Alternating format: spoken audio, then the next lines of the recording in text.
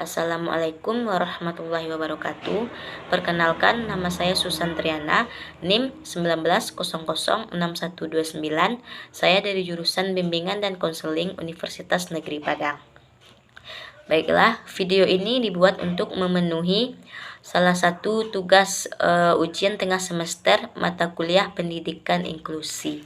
Baiklah, saya akan menampilkan hasil wawancara saya dengan salah satu guru sekolah luar biasa Negeri 2 Pariaman mengenai pelaksanaan pendidikan untuk anak berkebutuhan khusus. Sebelum saya menampilkan hasil wawancara saya terlebih dahulu akan menjelaskan mengenai jurnal yang sudah saya pilih dalam pelaksanaan pendidikan inklusi untuk anak berkebutuhan khusus, di mana jurnal tersebut meliputi sumber jurnal, tujuan penulisan, hasil penelitian, dan urgensi terhadap mahasiswa memilih jurnal tersebut. Mengenai sumber jurnal. Jurnal ini bersumber dari Jurnal Pendidikan Inklusi volume 1 nomor 2 tahun 2018, halaman 91 sampai dengan 114 ISSN 2580-980691. Selanjutnya, saya akan menjelaskan mengenai tujuan penulisan jurnal tersebut. Tujuan penulisan jurnal tersebut ialah untuk meneliti dan mempelajari mengenai pelaksanaan pendidikan inklusi pada anak berkebutuhan khusus, untuk mendapatkan informasi yang berkaitan dengan pengembangan penyelenggaraan pendidikan inklusi, dan agar seluruh lapisan masyarakat serta para orang tua memahami bahwa anak berkebutuhan khusus juga memerlukan pendidikan. Selanjutnya, saya akan menjelaskan mengenai hasil dari penelitian tersebut. Berdasarkan jurnal penelitian tersebut, diperoleh hasil mengenai bagaimana pelaksanaan pendidikan inklusi, di mana tidak semua anak berkebutuhan khusus dalam pendidikan inklusi ditempatkan di kelas reguler, karena ada beberapa anak berkebutuhan khusus yang memerlukan penanganan lebih khusus. Pelaksanaan pendidikan inklusi pada anak berkebutuhan khusus disusun berdasarkan kurikulum dan media pembelajaran yang sudah ditetapkan. Dalam pelaksanaan pendidikan inklusi untuk anak berkebutuhan khusus, model layanan yang diberikan terdiri dari 1. Model kelas reguler, 2. Model kelas reguler dengan klaster, 3. Model kelas reguler dengan pull-out, 4. Model kelas reguler dengan klaster dan pull-out, 5. Model kelas reguler dengan berbagai pengintegrasian, 6. Model kelas khusus. Sedangkan faktor penghambat dalam pelaksanaan pendidikan inklusi untuk anak berkebutuhan khusus meliputi 1. Sarana dan prasarana yang kurang memadai, 2. Adanya sikap negatif dari warga sekolah, 3. Kurangnya kerjasama antara sekolah inklusi dengan sekolah luar biasa, 4. Sikap peserta didik, 5. Keterbatasan dana dan tenaga pendidik, 6. Kurangnya kolaborasi antara tenaga pendidik dalam hal menyusun RPP dan RPL, 7. Kurangnya dukungan dari masyarakat sekitar. Baiklah, selanjutnya saya akan menjelaskan mengenai urgensi bagi mahasiswa dalam memilih jurnal tersebut. Saya memilih jurnal tersebut karena di dalam jurnal tersebut memuat bagaimana pelaksanaan pendidikan inklusi yang diberikan kepada anak berkebutuhan khusus, mulai dari jenjang SD, SMP, dan SMA, serta adanya faktor pendukung dan faktor penghambat dalam pelaksanaan pendidikan inklusi pada anak berkebutuhan khusus. Sebagai seorang calon pendidik, mahasiswa harus bisa memahami mengenai anak berkebutuhan khusus, bagaimana cara mengajar yang baik untuk anak berkebutuhan khusus, dan bisa membantu anak berkebutuhan khusus dalam mengembangkan potensi serta minat yang dimiliki. Perkenalkan, Bu, saya dari mahasiswa UMP. Saya kesini untuk mewawancarai Ibu mengenai pelaksanaan pendidikan untuk anak berkebutuhan khusus. Di sini saya ingin bertanya, Bu, bagaimana pelaksanaan pendidikan atau sistem pembelajaran untuk anak-anak berkebutuhan khusus di sini, Bu? Khususnya di SLB 2 Pariaman ya. Untuk tingkat SD sekarang memakai kurikulum 13. Untuk pelajarannya atau mata pelajarannya sama dengan sekolah umum atau bagaimana, Bu? Kayak materinya, Bu? Materinya saya di SD kan ada kurikulum khusus kan ada. Kalau di sekolah SLB 2 ada kurikulum khusus. Tapi nanti mempergunakan juga sumber yang lain gitu. Jadi khusus dari buku pegangan khusus PRB enggak, ada sumber yang lain, kita ke guru juga cari sumber yang lain gitu. Enggak terfokus dengan kurikulum kita gitu. Mana yang dari buku yang lain kalau memang sesuai kita ambil gitu. Kita pakai gitu. Dan nggak kaku, yang nggak kaku kalau buku SLB enggak. Berarti mencari Mencari sumber yang lain. ada berapa tingkat di sini Bu? Anak sekolah. Di sini ada tingkat SD, SMP, SMA. Berarti digabung semua. Enggak, rombelnya lain. Rombelnya lain. Tapi satu di sekolahnya Ada satu. satu atap gitu. Jurusan C juga sama. Ada tingkat. Ada SD, SMP, SMA. Dalam satu kelas tuh berapa siswa tuh? Macam-macam ya, enggak sama. Kalau khususnya ibu kebetulan kelas 5 tapi ngajar kelas 5 tapi dalam satu kelas itu ibu kenyataannya di lapangan ibu ngajar kelas 2, kelas 4, kelas 5 ibu ajar. Dalam satu kelas tuh hanya satu macam anak berkebutuhan khusus atau beda-beda Bu? Satu. Karena ibu ngajar kelas 2, kelas 4, kelas 5 karena ibu yang biasanya ngajar kelas 2 pensiun. Jadi sementara ya digabung gitu.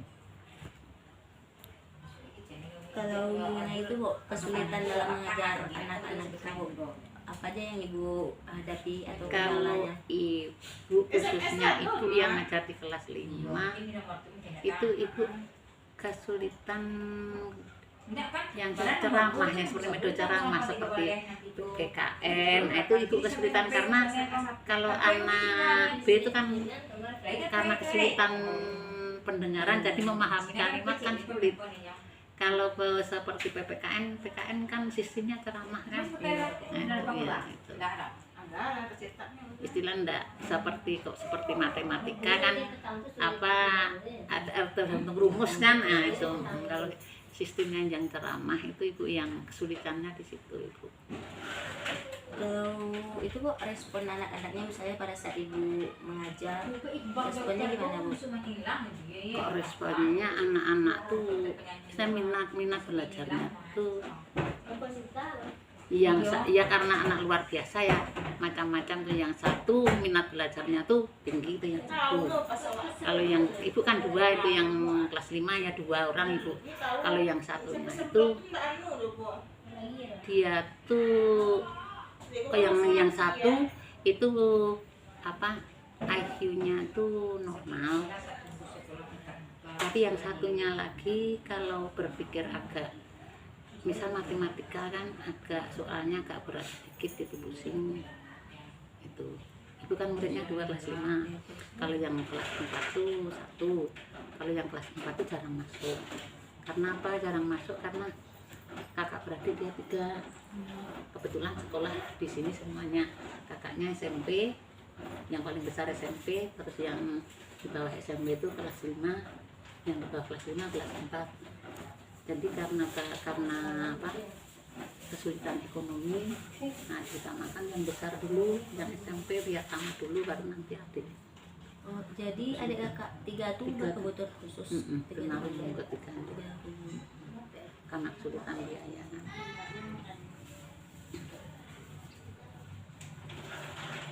Kalau itu Bu, misalnya anak-anak itu dalam berinteraksi sama teman-temannya, berinteraksi sama teman-temannya anak-anak itu normal seperti anak-anak biasa. Apalagi seperti B, kalau yang anak B itu biasanya juga dengan anak B komunikasi lancar kan, nggak lancar kan. Kalau apa sama B sama anak C itu kurang, biasanya B sama B gitu ya. komunikasi anak biasalah normal lancar gitu komunikasi. Misalnya antara anak B atau C dan A itu metode mengajarnya sama Bu? Kalau A itu kan diutamakan kan braille, nah itu kunci utama kan braille. Kalau udah menguasai tulisan baru nanti belajar yang lain lancar gitu. Dan di sini ada satu tunanetra tapi dia tuh ganda. Jadi udah tunanetra tapi fisiknya tuh lemah. Jadi tangannya tuh lemah. Padahal kalau tunanetra itu yang dituntut pertama itu yang utama kan pandai menulis. Megang itu enggak bisa, megang pena Riglet itu enggak bisa. Jadi nekan gini aja enggak kuat. Jadi selama ini udah berapa tahun itu sekolah belum bisa menulis. Tapi kalau menerima secara ceramah, metode ceramah itu dia nangkap. Cuma kesulitan menulis tadi, hanya di situ. Ada satu tunanetra. Kalau mengenal huruf-huruf itu dia udah Ya sama yang tunanetra.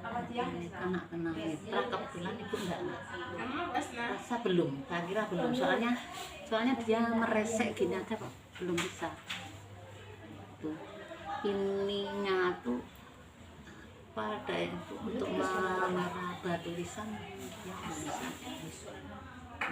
Berarti ada kelainan Itu apa? Tunanetra satu tunanetra di sini sekarang udah di kelas 6 sekarang. Nah, kemarin udah ujian kok cuma ya kesulitannya yang menulis itu, tapi dia menonjol di bidang agama. Kalau gimana bikin soalnya Bu? Soal kalau tunanetra itu tulisan biasa itu dibacakan. Jadi anak suruh jawab gitu secara lisan gitu. Atau ada untuk tunanetra tuh Bu kayak mengenal huruf khusus kayak kan itu dia yang belum bisa. cara sulit Motoriknya ini nyobek seperti ini enggak belum. Itu makanya untuk dituntut suruh nulis enggak bisa. Padahal Riglet itu kan harus tekannya harus agak kuat kan, kertasnya kan agak tebal, enggak bisa tembus. Udah dicoba itu enggak bisa tembus. Jadi kesulitannya di tipe menulis kalau yang tunanetra. Di sini ada berapa macam itu Bu? Jurusan A, B, C. Oh, autis ada satu orang. Oh, ada lagi baru masuk satu orang. Baru masuk. Kalau anak autis itu gimana kendala di dalam belajarnya? Kalau autis, ibu cuma sebentar ngajar autis ya. Kalau yang autis itu yang pernah belajar sama ibu untuk konsentrasi belajar itu yang betul-betul saat itu betul-betul kurang gitu, masih liar belum bisa konsentrasi gitu. Itu tuntutannya kalau ibu kan harus bisa konsentrasi duduk duluan, itu anaknya belum bisa. Tapi sekarang udah guru lain yang magang. Cuma ibu saat itu baru cuma 1 tahun ibu magang. Untuk konsentrasi belajar, tapi kalau masalah pelajaran yang itu Assalamualaikum. Waalaikumsalam. Tadi mas suara ada, dia pengen yang mungkin SMS. Aku tuh ada, dia dulu yang masuk. Ah, cuma tak tahu kenaan. Kalau itu ada Bu, anak Lah itu. Tunarungu ada di sini. ada. Ketinggalan. Kalau Ibu kan ngajar tunarungu. berarti kalau dia mendengar tuh pakai alat sadap Yang pakai alat itu yang ada sisa pendengaran. Kalau yang enggak ada sisa pendengaran berarti kan udah total. Berarti enggak bermanfaat walaupun pakai alat. Kalau yang pakai alat bantu yang masih ada sisa pendengaran itu harus periksa. Kalau yang nggak ada sisa pendengar itu gimana cara ibu ngajarnya tuh bu? Itu kan kita kalau di B kan harus dicontoh ucapan harus jelas. Kalau bisa anak itu bisa apa itu kalau kita ngerangkat gerak bibir itu bisa membaca gerak bibir gitu. Kok bisa enggak pakai isyarat kok bisa seperti itu, jadi cuma isyarat itu sekedar untuk membantu supaya mudah dipahami.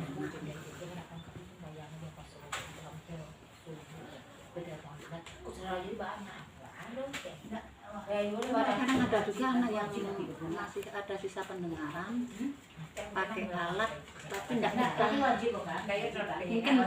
mungkin risih atau karena biasa tuh sepi kan, terus karena pakai alat merasa bising kan mendengar suara kadang kok kawannya kok menjerit atau apa gitu kan, ada yang seperti itu, ada itu sangat membantu sekali, sangat membantu sekali. Misalnya orang tua yang ngantar ke sini terlibat nggak bu dalam membantu? Kalau orang tua kalau mengantar ya itu sekedar di luar, Menunggu di luar. Itu kan kalau kita misal ada PR apa nanti kita sampaikan ke orang tua, tapi nanti dibantu dari rumah. Itu masuk ke semua itu. Tapi kebanyakan sini anak sudah banyak mandiri nak.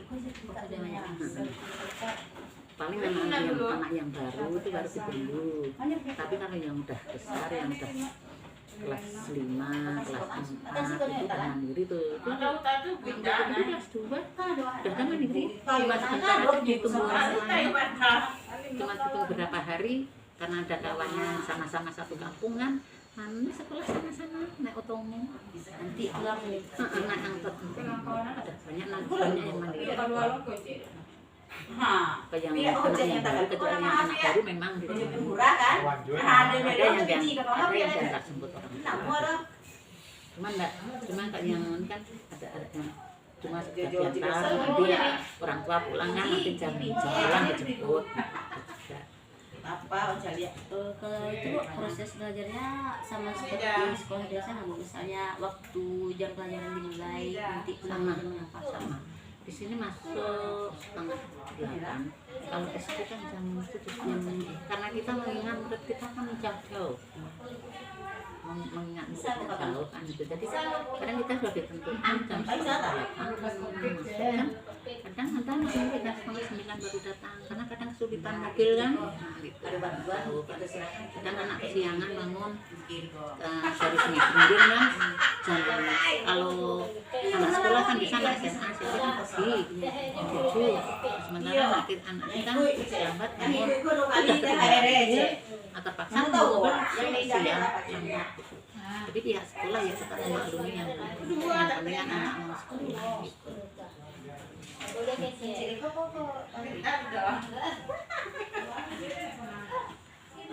Untuk misalnya kan anak berkebutuhan khusus Bu, apakah udah kelihatan minatnya yang menonjol dari Udah ada yang kok yang tamatan sini, ada yang menyambung di SMA ada.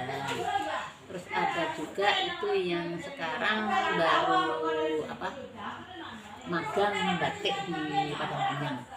Itu hari itu pernah juara 1 atau juara 2 tingkat provinsi membatik. kasih ta.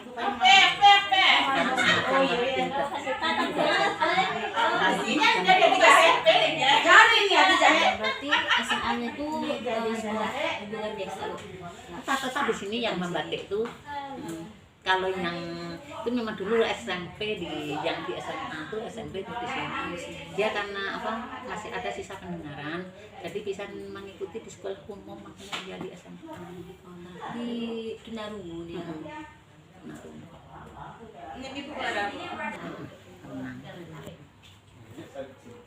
Ada tingkat hari itu juara 2 kalau tidak salah tunagrahita juga memulut tadi yang memulut 50 meter. Yang renang tuh Bu, nasional. Itu yang laki-laki itu tunagrahita. Itu renang yang tingkat provinsi itu juara 1. Kalau anak tunagrahita tuh kesulitan mengajarnya gimana tuh Bu? Ibu dalam mengajarnya. Yang tunagrahita. Dia sudah divaksin. Tunagrahita. Ibu tunagrahita itu ya ibu tunarungu. Bu Nel atau Bu Ya sekolah. Benar Pak Grahita. Kalau yang C itu kok ibu pernah ngajar ya. Karena yang C itu kan namanya kan lambat belajar. Jadi kita nerangkan karena nanti baru sebentar dah lupa. Nah, di situ kan itu. Itu di situ kalau anak yang lambat belajar karena di rumah orang tua nggak ada perhatian ke anak, cuma belajar. Kebanyakan anak di SLB 2 ini belajar cuma di sekolah. Kalau di rumah perhatian orang tua belajar. So, apa itu? Karena berarti nggak ada perhatian. Jadi waktu belajar itu di sekolah kurang perhatian dari orang tua di rumah.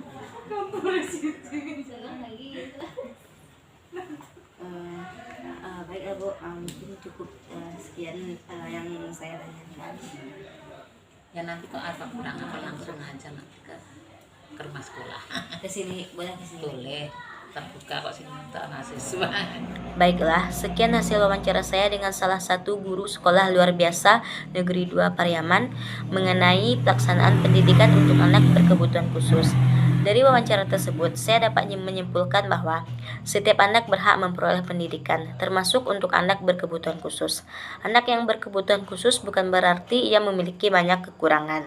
Anak yang berkebutuhan khusus memiliki kelebihannya masing-masing, seperti memiliki potensi, kemampuan, dan minatnya masing-masing.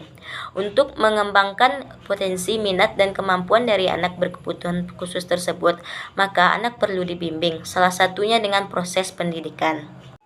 Dengan adanya pendidikan, maka guru akan dengan mudah untuk mengarahkan anak sesuai dengan minatnya masing-masing, sehingga minat dan kemampuan anak dapat berkembang dengan baik dan dapat menjadi sesuatu yang membanggakan untuk anak tersebut dan untuk orang tua ataupun keluarga.